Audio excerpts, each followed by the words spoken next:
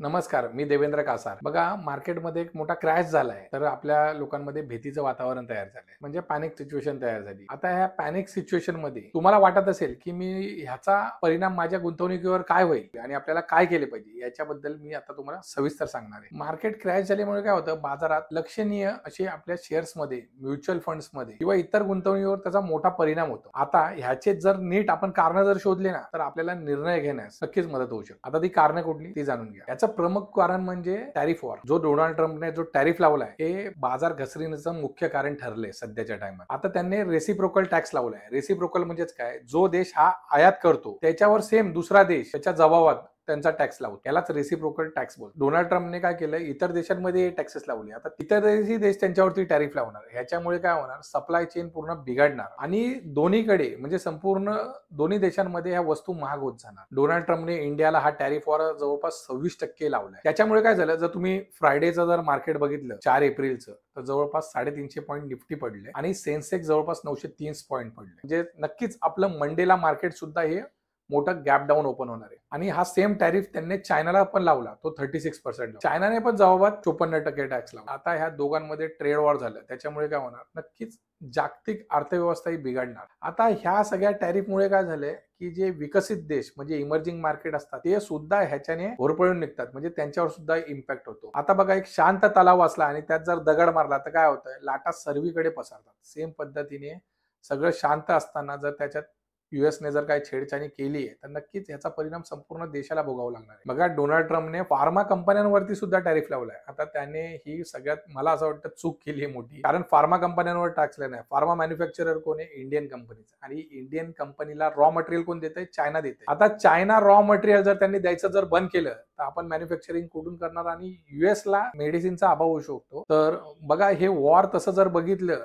तर छोटं नाहीये. डोनाल्ड ट्रम्पला पण कुठेतरी मागे हटावं लागेल, कारण ह्याच्यावरती डिपेंडन्सी देश पण पण मला असं वाटतं की हे कुठेतरी पुढे जाऊन स्ट्रीमलाईन होण्याची याची गरज आहे आणि नक्कीच ते होईल. कारण आपण बघितले कोरोना काळात सुद्धा इंडियाने सुद्धा अमेरिकेबरोबर निगोशिएशन केलं होतं की आपल्या भरपूर फार्मा कंपनीजला US FDA अप्रुव्हल नव्हतं, तेव्हा आपल्या सरकारने अमेरिकेला सांगितलं की तुम्ही ही प्रोसेस सुरू करून आमच्या म्हणजे ऑनलाईन प्रोसेस सुरू करून आमच्या कंपन्यांना अप्रुव्हल द्या, आणि अमेरिकेने ते केलं सुद्धा, कारण तेव्हा त्यांची गरज होती.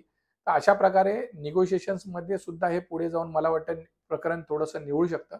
पण जर हे जर वाढलं तर मार्केटवर ह्याचा मोठा परिणाम सुद्धा होऊ शकतो. म्हणजे जर तुम्हाला मी माझं जर वैयक्तिक मत विचारलं, तर मला असं वाटतंय की पुढचे 3 ते 4 महिने मार्केट हे खूप मोठ्या प्रमाणात व्होलॅटाईल राहू शकतं, ज्याच्यामुळे आपल्या गुंतवणुकीवर त्याचा इम्पॅक्ट येऊ शकतो. पण ह्याच्यात आपल्याला काय केलं पाहिजे, तर ह्याच्यात जर आपली जी एक्झिस्टिंग गुंतवणूक आहे ती आपल्याला विड्रॉ करायची गरज नाही किंवा आपल्याला आपल्या SIP थांबवण्याची गरज नाही. ते तुम्ही तसंच चालू ठेवा. जर जमलं किंवा शक्य असेल तर तुम्ही ॲडिशनल परचेस करू शकता. पण ॲडिशनल परचेस करताना एक काळजी नक्की घ्यावी की तुम्ही त्याला स्टॅगर मॅनरमध्ये घ्यावे. म्हणजे जर आपल्याला ₹100 गुंतवायचे, तर 20 करून असे 5 ते 6 टप्प्यांमध्ये आपल्याला आपले पैसे गुंतवायचे. ज्याला तुम्ही म्युच्युअल फंडमध्ये जेव्हा गुंतवणूक करता, तेव्हा त्याला STP मार्गे गुंतवणूक करू शकता. STP म्हणजेच काय, सिस्टमॅटिक ट्रान्सफर प्लॅन, ज्याच्यात तुम्ही थोडी रक्कम एक पिरियड ऑफ टाइमला तुम्ही गुंतवून तुमची गुंतवणुकीला एक ॲव्हरेजिंग करू शकता. त्याचबरोबर ह्या टॅरिफमुळे जे पण मार्केट इम्पॅक्ट होणार आहे, त्याचा नक्कीच आपल्याला गुंतवणुकीमध्ये फायदा घेता येणार आहे, की आपण जर ह्या टायमाला जर अॅक्युम्युलेशन केलं, तर टॅरिफ वॉर काय लॉंग टाइम चालणार नाही. ह्याचं निगोशिएशन होऊन कुठे ना कुठे प्रोसेस स्ट्रीमलाईन होतील. दोन्ही देश एक दुसऱ्याबरोबर सामंजस्य करार करतील पुढे जाऊन. भारतीय अर्थव्यवस्थेवर ह्याचा परिणाम शक्यतो तेवढा नाही होणार जो इतर देशांना होतोय, जसं व्हिएतनाम वगैरे यांना टॅरिफ यूज लागले. पण तेवढा परिणाम आपल्या भारतीय अर्थव्यवस्थेवर नाही होणार आहे, आणि मला वाटतं ह्याचा आपल्याला फायदा पुढील 2-3 वर्षानंतर नक्कीच भेटेल. त्याच्यामुळे मार्केटला घाबरू नका. तर आपली जी गुंतवणूक आहे ती कन्सिस्टन्सी चालू ठेवा.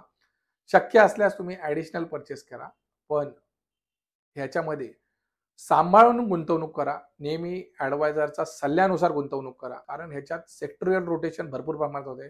भरपूर असे सेक्टर अफेक्ट होणार आहे, खूप सेक्टरला फायदा होणार आहे. जसं एक एक्झाम्पल द्यायचं ठरलं तर क्रूड ऑइल याची पण व्हॅल्यू पडली आहे. त्याच्यामुळे काय होईल, खूप कंपन्यांना त्यांचा फायदा होईल, पण त्याचबरोबर जसं रिलायन्स कंपनीज आहे ह्यांना त्याचा तोटा होऊ शकतो, कारण त्यांचं बेसिकली क्रूड ऑइल स्वतः ते मॅन्युफॅक्चरर आहे. त्याच्यामुळे मला असं वाटतं की तुम्ही सल्लागाराच्या सल्ल्यानुसार तुमची गुंतवणूक करा आणि इन्व्हेस्टेड राहा.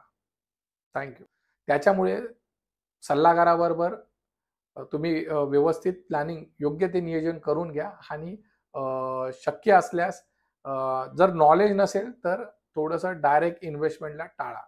धन्यवाद.